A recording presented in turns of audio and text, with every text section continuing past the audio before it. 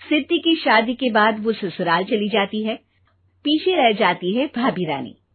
सिद्धि के ससुराल जाते ही भाभी कहती है, अरे वाह जी वाह, सारे कपड़े मेरे। हाय रे पैंट, अरे वाह वाह, मजा आ जाएगा। अरे ये सिद्धि की अलमारी के सामने खड़े होकर क्या बड़बड़ा रही है? जाकर देख मेहमानों को विदाई की मिठाई मिली कि नहीं। अब हाँ माँ जी, क्यों नहीं, लेकिन पहले कपड़े तो बदल लूं। अब रानी आ जाती है सिद्धि के उन कपड़ों में जो वो ससुराल जाने से पहले घर छोड़ जाती है। अरे रानी, कुछ दिन रुक जाती। अरे ये तो सिद्धि बिटिया को मैंने ही दिया था, बड़ा ही फबता था उस पर, तुझ पर तो कुछ खास नहीं लग रहा। अब वो ना मेरे सारे कपड़े गीले थे तो सोचा पहन लूं। वैसे भी सिद्धि को कौन सा भी पुराने आउटडेटेड कपड़ों को पहनना है। वैसे भी ये सूट तो मैंने तभी पहना था, वैसे खास है भी नहीं ये। हाँ ठीक है, लेकिन ना मेरी सिद्धि पर तो जमता था। सारे मेहमान चले जाते हैं और सिद्धि ससुराल से मायके पहली बार आती है। अपना घर, अपना कमरा, अपनी अलमारी। ये बोलकर जैसे ही सिद्धि अलमारी खोलती है तो सामने उसके कपड़ों की जगह कुछ और ही रखा होता है। माँ, जरा कमरे में तो आना। सास और रानी वहां पहुंच जाते हैं। रानी ने पहनी होती है सिद्धि की जींस और टी शर्ट। अरे भाभी, ये क्या? ये तो मेरी बड़ी ही महंगी टी शर्ट है, इसे आपने घर में क्यों पहनी है? अरे बहुत मिलती है दीदी ये चौक की मार्केट में, 150 में। ओ भाभी प्लीज, ये एरोपोस्टल है, 2000 की एक टी शर्ट। ओहो, 2000 में तो दीदी 4 साड़ी आ जाए। अब क्या बोलूं? भाभी, ये मेरी अलमारी में छोटू के कपड़े, तो मेरे कपड़े कहाँ हैं? मेरी अलमारी में? अब दीदी आपको कौन से पुराने कपड़े पहनने थे? माना भाभी, लेकिन मैं जब घर आती तो यही सब पहनती ना। अरे तुम तो बड़ी कंजूस हो दीदी। खैर, वक्त आता है जब सिद्धि ससुराल के लिए रवाना हो रही होती है। अरे रानी, अंदर से सिद्धि का गिफ्ट ले आ, लड़की पहली बार ससुराल से मायके आई है।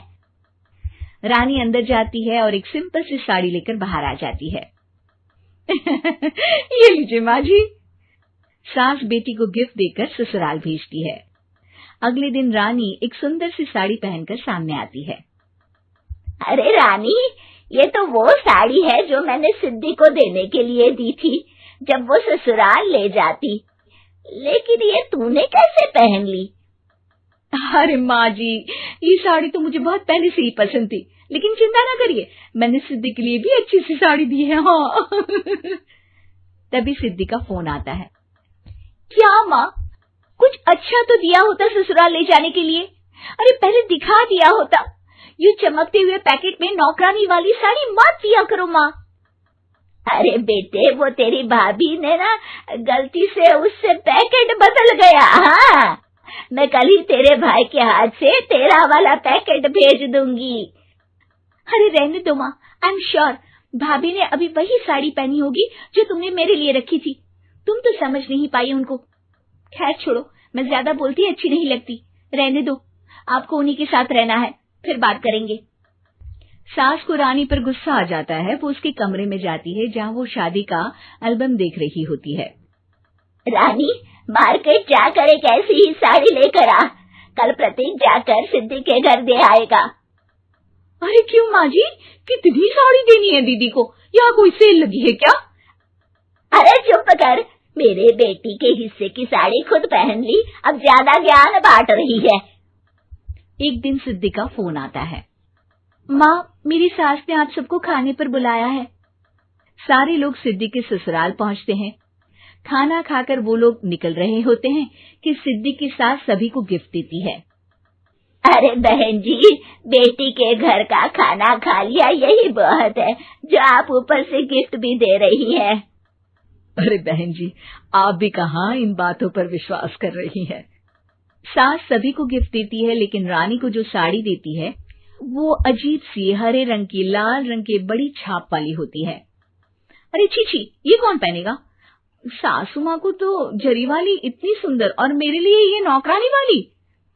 अरे भाभी, दरअसल मैं जब भी घर आती थी आप वापसी में ऐसी ही साड़ी देती थी ना, तो माँ ने सोचा कि आपको आपकी पसंद की ही साड़ी क्यों ना दी जाए। बेचारी रानी, बोलती भी तो क्या। सिद्धि और सास रानी का चेहरा देखकर हंसने लगती है, तो रानी समझ जाती है कि अपने ही बिछाए जाल में वो फंस चुकी है।